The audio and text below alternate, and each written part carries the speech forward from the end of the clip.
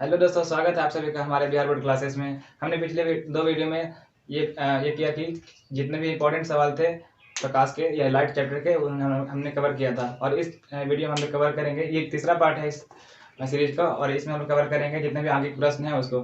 सबसे पहले उसके लिए जो इंपॉर्टेंट थ्योरीज हैं और इम्पोर्टेंट फॉर्मूला जो है, जैसे लेंस सूत्र हो गया या फिर दर्पण सूत्र हो गया, उसको हम लोग कवर करेंगे, समझने की कोशिश करेंगे। और चीनी परिपाटी जो बहुत इंपॉर्टेंट है किसी भी आगे के प्रश्न को सॉल्व करने के लिए, उसके बारे में जानेंगे। सबसे पहले हम लोग जानते हैं कि क्या फॉर्मूला होता है। दर्पण की बात करते हैं। अगर दर्पण में किसी भी चीज का, देखिए अगर दर्पन हमारे पास कोई भी हो, अवतल हो या फिर उत्तल दर्पण हो, सबसे पहले क्या करते हैं, इसमें ये जो होता है हमारा, ये क्या होता है, पोल होता है। इसको क्या बोलते हैं, पोल या फिर ध्रुव बोलते हैं। और यहाँ से इसे क्या बोलते हैं, ये है फोकस, ये है फोकस, ठीक है। और ये है क्या, वक्ता केंद्र।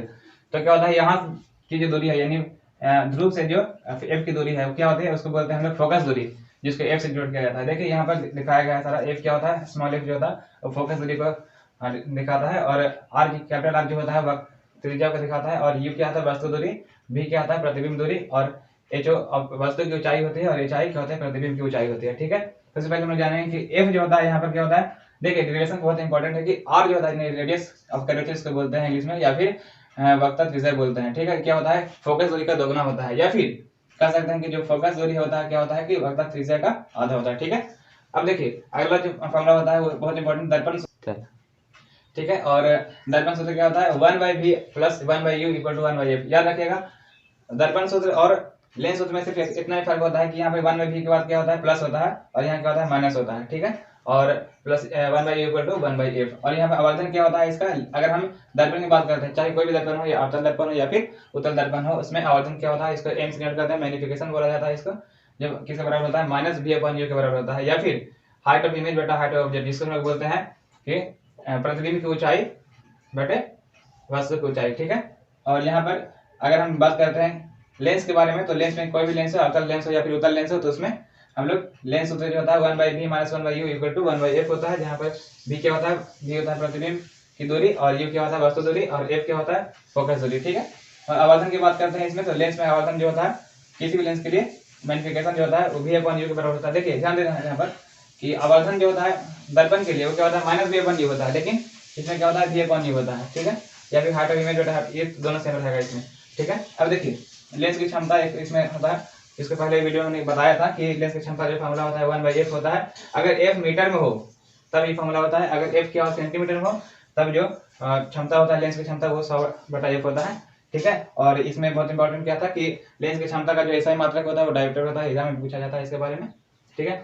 अब बात कर लेते हैं हम लोग जो न्यूमेरिकल प्रश्न बनाने के लिए, यानी आंकिक प्रश्न बनाने के लिए सबसे इंपॉर्टेंट जो होता है वो होता है साइन कन्वेंशन, यानी चिन्ह परिपाटी बोलते हैं। तो इसमें क्या हम लोग सीखते हैं, इसमें सीखते हैं कि कब u को माइनस लेते हैं, कब v को प्लस लेते हैं, या फिर किस f को प्लस माइनस कब लिया जाता है, इसके बारे में। देखिए सबसे पहले हम लोग कंफ्यूजन दूर करना चाहेंगे, इसमें बहुत लोगों को दिक्कत भी होती है। तो क्या होता है सबसे पहले इसमें कि हमने फॉर्मूला जाना है कि मीटर में क्या होता है, 1/f equal to 1/v plus 1/u, ठीक है। यहाँ पे ध्यान रखिए हम लोग को u जो होता है ना, u हमेशा किसी भी लेंस हो या फिर मिरर हो, हमेशा u क्या लेते हैं, हमेशा लेफ्ट में रखते हैं ऑब्जेक्ट को, यानी वस्तु को हमेशा अपनी बाईं तरफ रखते हैं, इसलिए u हमेशा निगेटिव होता है दोनों में, ठीक है। अगर हम मिरर से लेफ्ट साइड में अगर डिस्टेंस ले रहे हैं तो क्या निगेटिव में लेंगे हमेशा, ठीक है। तो u में कोई कंफ्यूजन नहीं है, या फिर लेंस दिया हुआ या फिर मिरर दिया हुआ, ठीक है, तो उसमें कोई दिक्कत नहीं है। अब देखिए f की बात करते हैं, तो f सिर्फ इतना याद रखना है कि अगर अवतल है, ठीक है, अगर अवतल दर्पण हो या लेंस उससे मतलब नहीं है, अवतल अगर है तो इसका जो फोकस दूरी जो होगा हमेशा निगेटिव में लेना है, हमेशा f जो होता है हमेशा निगेटिव में होता है। और अगर उत्तल है यानी दर्पण हो या फिर लेंस हो, कोई भी चीज हो, उसमें क्या होता है, हमेशा पॉजिटिव में होगा फोकस, ठीक है, फोकस दूरी।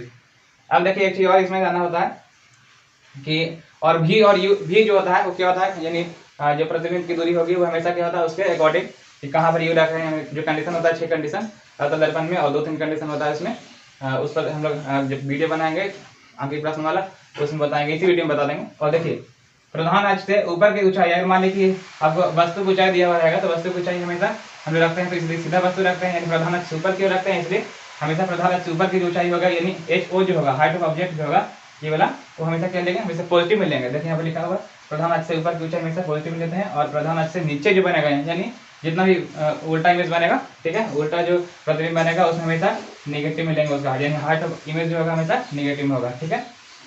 अच्छा अब देखिए नीचे कर लेंगे तो निगेटिव में। अब देखिए अगर इमेज सीधा बनेगा तो हाइट ऑफ इमेज क्या हो जाएगा उसमें पॉजिटिव में हो जाएगा। लेकिन अगर उल्टा बनेगा तो यानी प्रधान अक्ष नीचे ऐसे अगर हमारे का इमेज बनता है, प्रतिबिंब बनता है, तो इसमें नेगेटिव में लेंगे। ठीक है, अब आते हैं कुछ प्रश्न तो सॉल्व करते हैं। चलो स्टार्ट। तो आते हैं पहले प्रश्न पर हम लोग। देखिए क्वेश्चन है कि एक गोली दर्पण की वक्रता त्रिज्या 20 सेंटीमीटर है, इसकी फोकस दूरी ज्ञात करें। ठीक है, तो हमने इसी वीडियो में बात की थी कि फॉर्मूला क्या होता है, एफ जो होता है यानी फोकल लेंथ जो होता है वो क्या होता है, r/2 होता है। ठीक है, और इसमें फोकस दूरी पूछ रहा है। ठीक है, और त्रिज्या कितना दिया हुआ है 20 सेंटीमीटर, कितना हो जाएगा F equal to 20 centimetre upon 2 यानी 10 सेंटीमीटर हमारा फोकल लेंथ आ गया। ठीक है, इसका आंसर कितना हो जाएगा 10 सेंटीमीटर। चलिए दूसरे प्रश्न पर आते हैं। क्वेश्चन है कि 5 सेंटीमीटर लंबाई का कोई बिंब 30 सेंटीमीटर वक्रता त्रिज्या के किसी उत्तल दर्पण के सामने रखा गया है, जो 20 सेंटीमीटर दूरी पर रखा गया है, और प्रतिबिंब की स्थिति, प्रकृति एवं साइज ज्ञात कर रहे हैं। सबसे पहले क्या करेंगे, देखिए जैसे मान लीजिए क्वेश्चन दिया हुआ है कि हाइट ऑफ ऑब्जेक्ट कितना है, यानी 5 सेंटीमीटर जो है वस्तु की ऊंचाई है। ठीक है, इसका कितना दिया है 5 सेंटीमीटर, और उसके बाद ये और 30 सेंटीमीटर है, पहले इसका एफ निकाल लेते हैं। ठीक है, तो एफ कितना आपको लिखा है पीछे, एफ इक्वल टू जो होता है वो r/2 होता है। ठीक है, तो कितना हो जाएगा 30 सेंटीमीटर बटे 2 यानी 15 सेंटीमीटर। तो आपका क्या है एफ है, यानी यहाँ से 15 सेंटीमीटर दूरी पर एफ होगा। ठीक है, इसका फोकस होगा।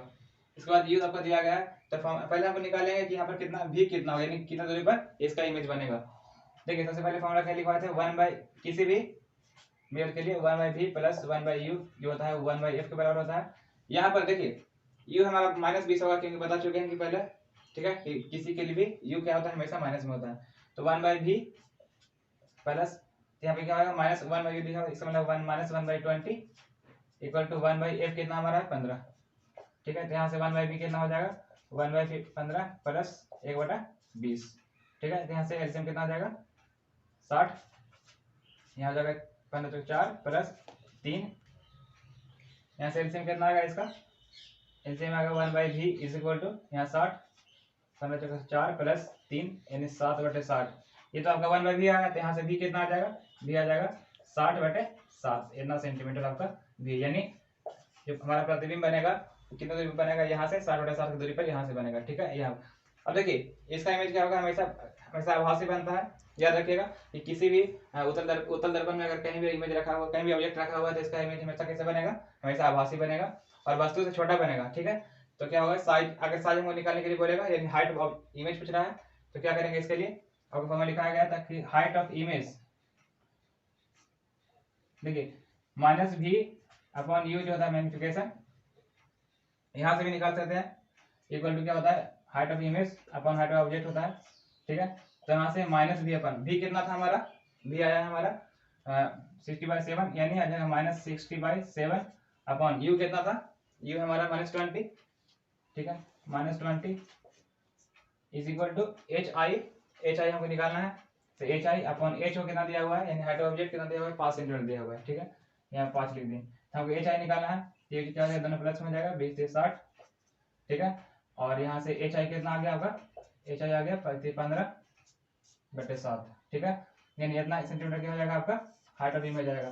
तो आपको साइज पता चल गया, और हमेशा क्या होगा प्रकृति इसका क्या होगा आभासी होगा, आभासी, और बस छोटा होगा वस्तु से छोटा। ठीक है, और साइज क्या होगा, साइज पता चल गया आपको कि हमारा कितना आएगा 15/7 आएगा हाइट ऑफ इमेज। ठीक है, यही हमारा आंसर आ जाएगा। ठीक है, यहाँ पर 60/7 सेंटीमीटर। तो चलिए आते हैं तीसरे प्रश्न पर। हमारा प्रश्न है कि किसी अवतल लेंस की फोकस दूरी 15 सेंटीमीटर है, वस्तु को लेंस से कितनी दूरी पर रखें कि वस्तु का प्रतिबिंब लेंस से 10 सेंटीमीटर दूरी पर बने। ठीक है, और लेंस से उत्पन्न आवर्धन भी ज्ञात करना है। ठीक है, अब देखिए अब क्वेश्चन तो आपने पढ़ लिया, अब अगर बनाना चाहते हैं तो खुद से बना सकते हैं, और अगर नहीं बने तो इसका सोल्यूशन भी। तो देखिए हमको सबसे पहले क्या दिया हुआ है गिवन में, हमें फोकस, इसका फोकस दिया हुआ है, यानी फोकल लेंथ दिया हुआ है -15 सेंटीमीटर। ठीक है, और भी दिया हुआ हमारा -10 सेंटीमीटर। देखिए वस्तु का प्रतिबिंब लिखा है ना कि से 10 सेंटीमीटर दूरी पर बनता है। ठीक है, तो क्या बनेगा इसका हमेशा क्या होता है माइनस में बनेगा, हमेशा लेफ्ट साइड बनेगा, इसलिए माइनस में लिए, और यू निकालना है हमें और एम निकालना है, यानी मैग्निफिकेशन आवर्धन निकालना है इसका। ठीक है, तो हमने लेंस में फॉर्मूला पढ़ा था, लेंस सूत्र में क्या होता है, लेंस सूत्र से हम लिख सकते हैं कि 1/f जो होता है 1/v -1/e होता है, बताए थे यहाँ पर कि माइनस होता है। ठीक है, और यहाँ पर जो वैल्यू दिया है उसको पुट कर लेंगे। 1/f कितना दिया हुआ है, एफ दिया है -15 सेंटीमीटर इक्वल टू 1/v। अब भी दिया हुआ है यहाँ पर कितना -10 माइनस यू तो हमें निकालना था, यू इसे यहाँ से यू अगर निकालना है, यू को इधर से राइट है तो लेफ्ट में लाएंगे इसको, कितना हो जाएगा बाई तरफ 1/u इक्वल टू 1/15 इधर चलेगा प्लस में, और बाकी ये वाला पहले से था 1/10। ठीक है, यहाँ से कितना हो जाएगा एलसीएम तो आपका हो जाएगा यहाँ पर 30। ठीक है, 2 माइनस, ठीक है यहाँ पर कितना हो जाएगा 1, ठीक है सॉरी 3 हो जाएगा यहाँ पर, कितना हो जाएगा यहाँ पर -1/30, ये तो आपका 1/u का वैल्यू आया। ठीक है, तो यू आपका कितना हो जाएगा, यू आ जाएगा -30 सेंटीमीटर।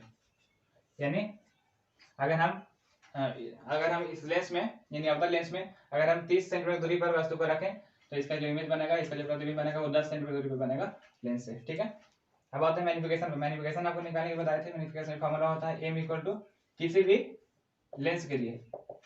ठीक है, लेंस के लिए क्या होता है, m इक्वल टू क्या होता है v/u होता है। ठीक है, आपका v पता चल गया था, v कितना था आपको -10 सेंटीमीटर, और हमारा u कितना आया था, u है -30 सेंटीमीटर। ठीक है, तो क्या हो जाएगा माइनस प्लस हो जाएगा, यानी इसका आंसर कितना हो जाएगा 0 से 0 कर दिया 1/3, यानी m इक्वल टू 1/3, यही आपका आंसर होगा। m भी आ गया और u भी आ गया 3 सेंटीमीटर। तो अब आते हैं चौथे प्रश्न पर। चौथा प्रश्न हमारा है कि एक उत्तल लेंस की क्षमता 1 डायोप्टर है, तो लेंस की फोकस दूरी ज्ञात करना है, वो भी सेंटीमीटर में ज्ञात करना है। तो देखिए हमने आपको बताया था पहले भी कि जो लेंस की क्षमता होती है कितनी, क्या होती है लेंस की क्षमता, इसका फॉर्मूला क्या होता है 1 डी इसको बोलते हैं कैपिटल डी, क्या होता है 1/f होता है, कब जब f मीटर में हो तो। ठीक है, f मीटर में हो, लेकिन यहाँ पर क्या है सेंटीमीटर निकालना है, इसका मतलब सेंटीमीटर क्या होता है 100/f होता है। ठीक है, तो कितना आ जाएगा यहाँ पर f निकालना था हमको, तो f क्या यहाँ से निकाल सकते हैं, कितना होगा 100/d। ठीक है, तो f इक्वल टू 100 और d कितना है हमारा, d है 1। ठीक है, तो इसका आंसर कितना आ जाएगा इतना सेंटीमीटर, यानी f इक्वल टू 100 सेंटीमीटर। ठीक है, ये अगर मीटर में पूछता था आपको कितना आता है 1 मीटर आता, इसको मीटर में चेंज कर देते थे। चलिए दोस्तों आते हैं पांचवें प्रश्न पर। पांचवा हमारा प्रश्न है जल और कांच के अपवर्तनांक क्रमशः दिया हुआ है 4/3 तथा 3/2 है। जल का कांच के सापेक्ष अपवर्तनांक ज्ञात करना है। इसका मतलब सीधे सीधे हमको निकालना है कि n मतलब क्या होता है अपवर्तनांक को डिनोट करते हैं n से, यानी n जल का कांच के सापेक्ष बोल रहा है, यानी जल यानी वाटर का NWG निकालना है सीधे सीधे। देखिए पहले हम जान जाते हैं कि अपवर्तनांक कहते हैं किसको। देखिए अपवर्तनांक क्या होता है, अपवर्तनांक कुछ नहीं बहुत आसान है कि किसी भी मीडियम में यानी किसी भी माध्यम में प्रकाश की चाल होती है और जो वैक्यूम में यानी निर्वात में जो प्रकाश की चाल होती है, दोनों का अनुपात होता है, दोनों का रेशियो होता है। ठीक है, यानी अपवर्तनांक अगर फॉर्मूला अपवर्तनांक को n से डिनोट करते हैं, n क्या होता है v/c, यानी v मीडियम में यानी किसी माध्यम में जो चाल होता है प्रकाश का उसको बोलते हैं v, और c मतलब जो इसका वैल्यू होता है, c का वैल्यू निर्वात में जो प्रकाश चाल होता है उसको बोलते हैं 3 × 10⁸ मीटर पर सेकंड। ठीक है, मीटर पर सेकंड में किया जाता है। अब देखिए अगर हमको माने कोई भी दो माध्यम दिया रहेगा, ठीक है माध्यम दो या फिर माध्यम एक, कोई अलग अलग दो माध्यम है, तो अगर पूछेगा कि माध्यम दो का एक के सापेक्ष में कितना अपवर्तनांक होता है, तो उसको ऐसे डिनोट करते हैं। इसको क्या पढ़ते हैं कि माध्यम दो का एक के सापेक्ष में बोलेगा तब। ठीक है, इसका फॉर्मूला होता है n2/n1, यानी n2 का मतलब क्या होता है माध्यम दो का अपवर्तनांक कितना रहेगा उसको डिवाइड कर देंगे माध्यम एक के अपवर्तनांक से, तो यहाँ से हमारा n2 का वैल्यू आ जाएगा। यहाँ पर सेम क्वेश्चन है, यहाँ पर क्या कह रहा है कि जल का कांच के सापेक्ष बोल रहा है, तो क्या करेंगे यानी NWG निकालना है। यहाँ पर माध्यम 2 कौन सा है, देखिए हमको निकालना है जल का कांच के सापेक्ष यानी NWG निकालना है। ठीक है, इसको क्या पढ़ते हैं refractive index of medium of water with respect to glass. कैसे निकालेंगे, इसका फॉर्मूला दिखाया है अभी यहाँ पर देखिए n2/n1, पहले जो 2 था वहां पर कौन सा है वाटर है, यानी यहाँ हो जाएगा NW/NG। ठीक है, यानी वाटर का सबसे पहले यानी जल का सबसे पहले अपवर्तनांक लिखेंगे, उसके बाद ग्लास का लिखेंगे। ठीक है, यानी कांच का लिखेंगे। तो NW कितना दिया हुआ आपका 4/3 दिया हुआ है, यानी 4/3। ठीक है, और n कितना दिया हुआ है NG, नीचे चला जाएगा, NG कितना दिया हुआ आपका 3/2 दिया हुआ है ना, तो 3/2 कितना आ जाएगा आपका 4×2=8/3=9, यानी आपका NW जो आया कितना आएगा 8/9 के बराबर आ गया। ठीक है, तो दोस्तों इस प्रकार से हमने प्रकाश के यानी लाइट चैप्टर के जितने भी इंपॉर्टेंट प्रश्न है उसका हमने सॉल्व किया, और बहुत ज़्यादा चांस है एग्जाम में इसी प्रकार के सिमिलर क्वेश्चन आपको दिखाई देंगे। अगर वीडियो अच्छा लगा हो तो वीडियो को सब्सक्राइब करें, चैनल को सब्सक्राइब करें, वीडियो को शेयर करें और लाइक करें। धन्यवाद।